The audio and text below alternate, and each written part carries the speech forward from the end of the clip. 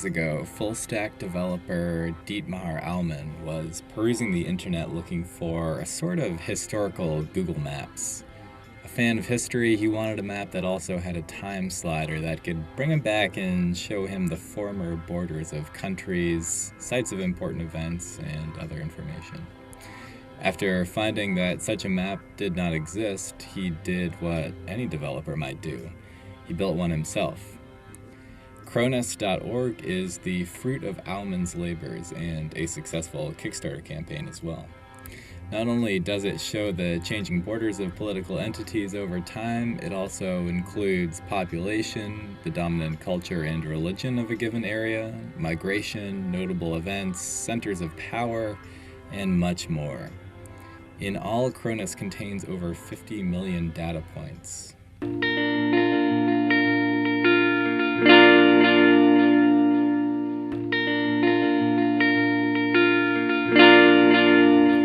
My name is Henry Kronk, and for eLearning Inside, this week on Ed Technically, I got in touch with Dietmar and talked about Chronas, the historical map that he created.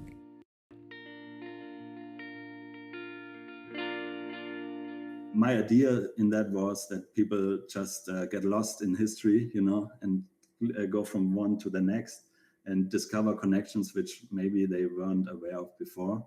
Another thing is, in most schools, when you go to history classes, it's really centered on that country where you go to. So, for example, I guess in the US, you learn a lot about the Civil War and the founding fathers. In Germany, obviously, most of the time is spent in Second World War era, and I guess in China you have completely different, or in I don't know, Saudi Arabia, completely different topics. But the sad thing is that you don't really get that bigger picture. For example, in my grew up and started getting a bit more interested into history, I never really connected how the Ottoman Empire then basically links the medieval times to the modern times, where basically that force which defeated the Byzantine Empire later were allies with Germany in World War One. So all those connections you don't really get when you visit a school and go through the years. If you grow up in a specific country, you are probably familiar with what happened in that century or that century in that country, but you probably won't be so familiar what happened maybe in Asia at the same time, or in Africa, or in America. And that's also one of my goals, is to show how all the powers are connected, right? So, for example, why Antwerp? Because I worked in Antwerp for 3 years. For example, why suddenly Antwerp is the center of trade in Europe, and before it was also Nuremberg, where I was born. And the reason for that is just that the Silk Road was closed, and now all the trade went through Antwerp, right? And all those connections, which basically probably also people at that time didn't know, that really affects from other points in other places of the world, impacts all of history, and everything is really interconnected. And I think Chronas is really a nice tool to dig around and explore. And also, for example, the migration feature, when you open the layers menu, that then a left sidebar will appear. And then you have area, you have markers, you have epics, and you also have migration. And if you click on migration, you should see like the centers of power in a specific point in time. Those are basically the cities where most people migrated towards. Those are then marked as green. And if the circle or the radius grows, that means more and more people migrated to that place. And if it's red, that means more and more people left that place at that time. So, and that works through the whole 2000 years. So you can go to the Roman time and see that Rome was very important, obviously. and then you can go to China and see what the capital cities were at that time, the real capital cities. Or when you go to the 18th century, you can see which countries migrated to the US, to which cities, and so on. And this was also a feature which I just thought would be nice to add. Like I never really had this big roadmap where I thought I have to implement that, and that. It's more like I went to a point and then I thought, wouldn't it be cool to also show that? And then I thought about how I could do that, and then if it was possible, I added it. In that case, the migration is also using only the Wikidata people by looking at when they were born, where they were born, and where they died. And then I just connected the birth with the place of death. My background is not in history, even though I wanted to study history at one time, but I went to my second preference, which was computer science. I went to university in Bielefeld in Germany, and then in Helsinki in Finland, and graduated with a computer science degree. How I came to create Chronas was when I think it was in 2015 or so, and I was working in Belgium at that time. I was looking for some kind of application like Google Maps, where you would also have like a time slider or so, where you can then drag back to maybe 500 years past and see how the borders and political entities looked at that point in time. And I couldn't find anything. So I thought I'll try to do that myself. I think in 2015, end of 2015, I had like a first prototype of Chronas that was based on an older technology. So the newest version you will see now when you go to chronas.com, chronas.org, is based on WebGL, and the other one was leaflet based, which doesn't use WebGL at all. So what WebGL does, and maybe for people who are not that technical, is it utilizes the graphic card of the machine device you're on. So previous websites didn't use that at all because the browser at that time didn't support it.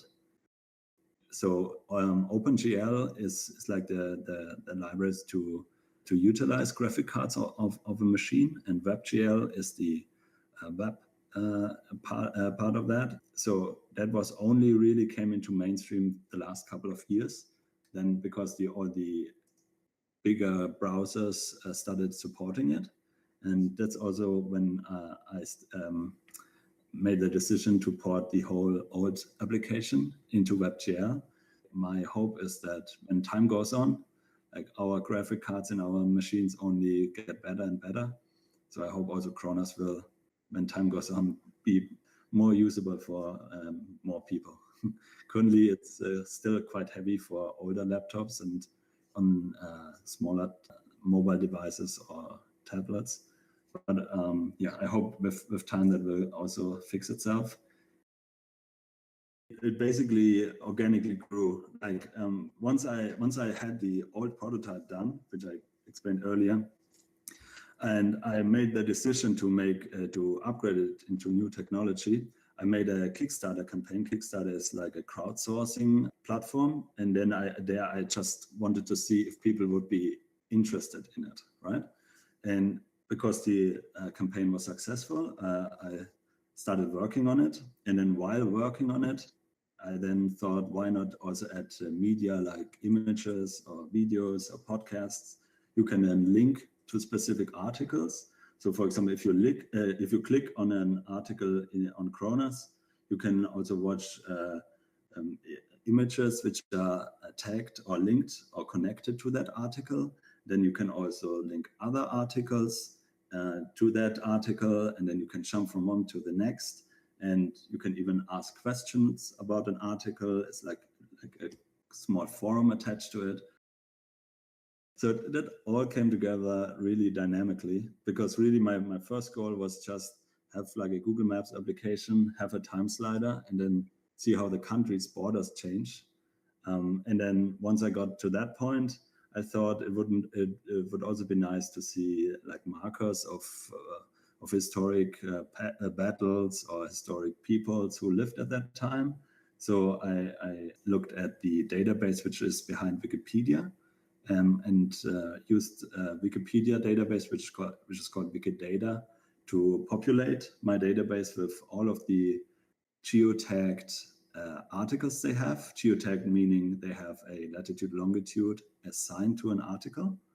So that makes it easy for me to map it on Chronas, on the application.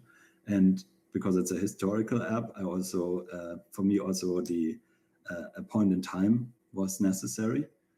So for example, Wikipedia, when you look at an old article like Charlemagne or so, when you go to a Wikipedia article, on the left navigation bar, there's also Wikidata entity. And then if you click that link, you can see all that metadata, which is linked or added to that article.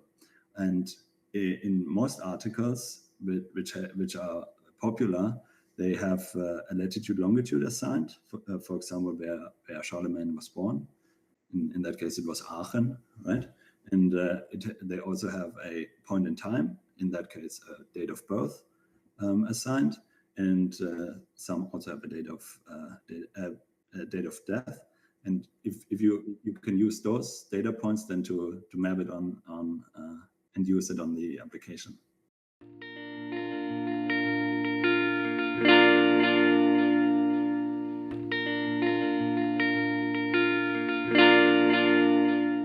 This has been Ed Technically. My name is Henry Kronk, and I work for eLearning Inside. If you like this episode, please rate and review it. If you want to hear more, please subscribe to our channel or our podcast. Also, keep in mind that this show is available as a video on our YouTube channel and also as a podcast on iTunes, Stitcher, Spotify, Google Play, pretty much anywhere you could want to listen to a podcast. The basic content for this video first appeared as an article on eLearning Inside, and if you want to learn more about online courses, technology in the classroom, and EdTech in general, be sure to check out our site. It's updated daily. If you want to get in touch with me, please send an email to henry@elearninginside.com. You can also follow us on Twitter @eLearninginside. Thanks for listening.